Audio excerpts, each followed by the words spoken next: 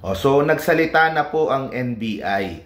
Inisyuhan po nila ng subpoena itong si VP Sara Duterte. Hindi lang yata naabot kanina kasi sinamahan ni VP yung kanyang staff na dinala sa ospital.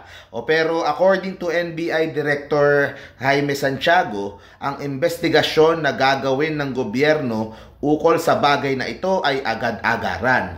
Importanteng malaman kung ano ang mga naging hakbang para kumuha ng serbisyo ng isang mamamatay tao na nagpaplano ng masamang balakin sa ating mahal na Pangulo.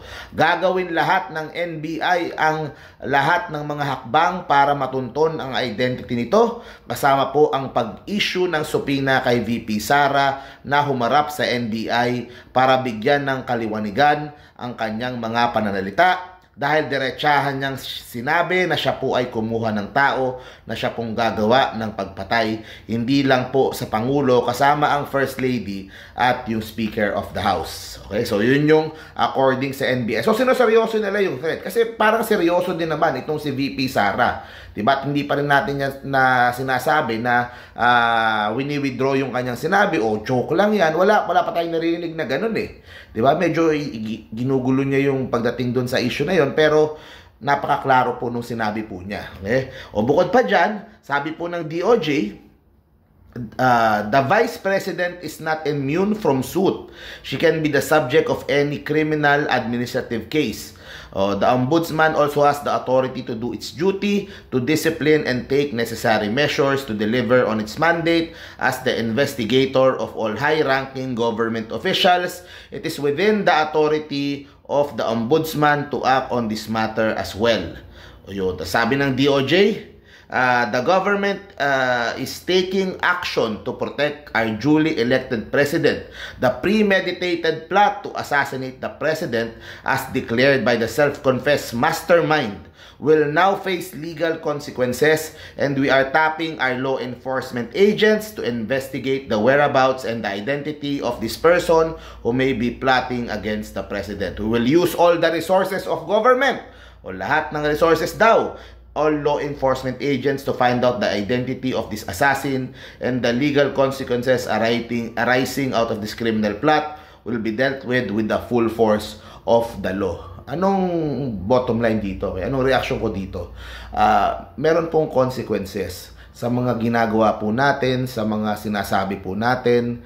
Yan po ang realidad. Okay? Siguro nasanay sila 6 na taon si PRRD. Sabi lang ng sabi, papatayin dito, gugurgurin doon, na hindi po without being held accountable. Siguro natatakot sa kanya kasi presidente siya noon. Kaya lahat na lang hindi po makapagsalita, hindi makahirit o hindi makakontra. Pero ngayon po, itong si VP Sara, she is not immune sa kanyang pwesto po bilang VP.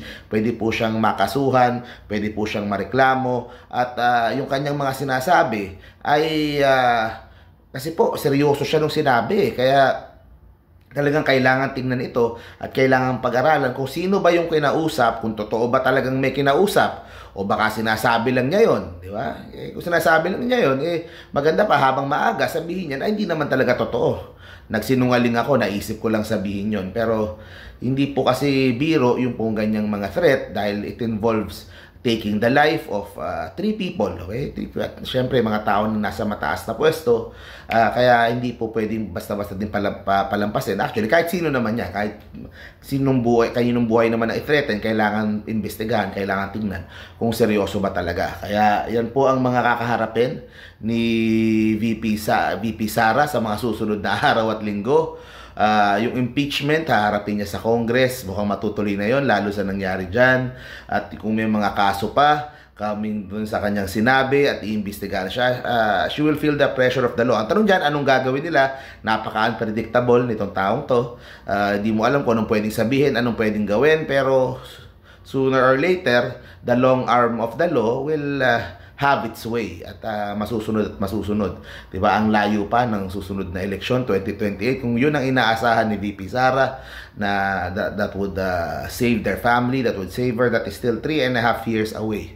Okay, so medyo malayo-layo pa po yan. And lahat po tayo naman lahat naman ng Pilipino, we need to be accountable sa lahat po ng mga sinasabi at ginagawa po natin, lalo na kung yung mga sinasabi po natin ay posibleng makasakit sa kapwa at in this case